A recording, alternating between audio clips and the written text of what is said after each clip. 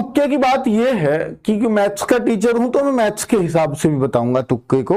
बच्चों जैसे कोई 4 विकल्प हैं किसी चीज में और आप 4 क्वेश्चन करते हो और चारों पे मान लीजिए पहला, दूसरा, तीसरा और चौथा, और चारों में आपने ए भर दिया।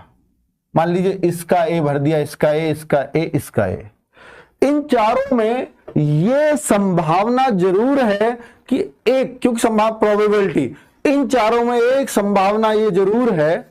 तो हम ये कह रहे थे कि अगर 1, 2, 3, 4 इन चारों में आप ए ऑप्शन लगाया हो, किसी बच्चे ने बी लगा दिया या किसी ने सी लगा दिया, किसी ने डी, ये 100% एक प्रश्न सही हो जाएगा।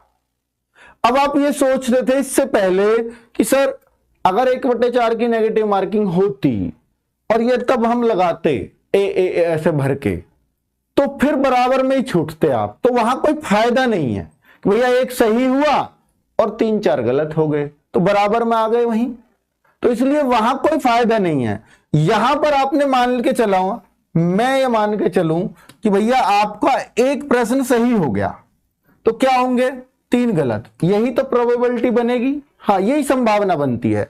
3 गलत हो गए तो इन 3 गलत की वजह से आपका कितना कटा 0.75, ये माइनस हुआ और इसकी वजह से मिलेगा कितना 2 नंबर। नेगेटिव मार्किंग समझा रहा हूं आपको, तो कैसे हुआ ये, बी भी लगा दोगे ना 4 में तो एक सही हो जाएगा पक्का, पर एक सा भरना। तो भैया ये आपका जो है ना फिर भी फायदा कितना रहा, ये वो क्वेश्चन थे जो मुझे बिल्कुल नहीं आते थे, उन 4 क्वेश्चनों से मैं फिर भी इतना नंबर ले गया क्योंकि इनका मुझे कोई आइडिया नहीं था। मिलेगा कि नहीं खुद बताओ, ये तो तुम्हारा नंबर ही नहीं था। तो बच्चों 4 में से 1 की संभावना रहती है और मान के चलो भैया 5 में से 1 ही सही हुआ तो भी कोई दिक्कत नहीं है, और ऐसा हो सकता है कि 8 में से 1 भी सही ना हो। अगर कोई सा भी एक विकल्प लगा दो आप, बहुत कम चांस है। अगर एक भी सही ना हो 8 में से तो होगा नुकसान, पर ऐसी कभी कोई संभावना नहीं। आप कभी भी चेक करना कि जो एग्जाम में, हालांकि वो कभी ऐसे सोच के नहीं बनाता, लेकिन अगर आपके एग्जाम में 80 क्वेश्चन आए हैं ना, 80 क्वेश्चन आए हैं ना, तो ये संभावना जरूर होगी कि भैया 20 क्वेश्चन के लगभग ए उत्तर होंगे और लगभग 20 क्वेश्चन के बी उत्तर होंगे और लगभग 20 क्वेश्चन के सी उत्तर होंगे और लगभग डी होंगे। ऐसा जरूरी नहीं है कि ये ए पे 20 ही क्वेश्चन हो, ऐसा हो सकता है इस पे 22 हो, इस पे 18 ही रह जाए, पर लगभग वही आएगा। तो बच्चों इसलिए 4 क्वेश्चन में से एक संभावना जरूर बन जाएगी सही होने की। वो क्वेश्चन तो सेम नहीं रख सकते और वैसे भी क्वेश्चन वो रिपीट नहीं होगा, लेकिन उसके आसपास के जो क्वेश्चन होंगे वो आरडब्ल्यू पे आपको देखने को मिलेंगे, ताकि आने वाली शिफ्ट में कोई ना कोई क्वेश्चन ऐसा आपसे टकरा जाए जो आप लोग उसको अटेम्प्ट कर लो।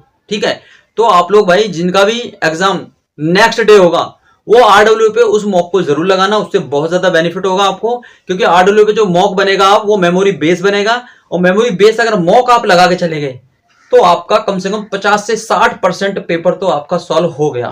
समझ रहे हो, क्योंकि उस पैटर्न को ध्यान में रखते हुए, रीजनिंग के उस पैटर्न को ध्यान में रखते हुए, मैथ की उस कैलकुलेशन को ध्यान में रखते हुए, जीके जीएस के पोर्शन को देखते हुए, करंट अफेयर के डाटा को देखते हुए और आपका हिंदी का जो मटेरियल है उसको देखते हुए ये मैप जो बनेगा मेमोरी बेस मॉक, ये वो होगा जो आपके एग्जाम में आपको बिल्कुल टारगेट करेगा अच्छे मार्क्स लाने के लिए।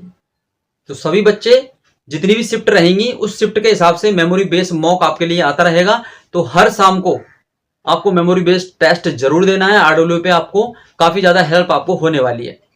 ठीक है, आपका एग्जाम बहुत अच्छा जाएगा, बिल्कुल घबराना नहीं है। इस बार आप लोग सिलेक्शन लेके जरूर वापस लौटोगे, अपने माँ बाप का नाम जो रोशन करने के लिए आप निकले हो इस नाम को जरूर ऊंचा करोगे। ठीक है, घबराना नहीं है बच्चा, बिल्कुल नहीं घबराना है। कट ऑफ की बिल्कुल चिंता नहीं करनी है। इस बार अगर पेपर का लेवल थोड़ा सा भी टफ हुआ तो कट ऑफ आपकी बिल्कुल भी नहीं बढ़ेगी,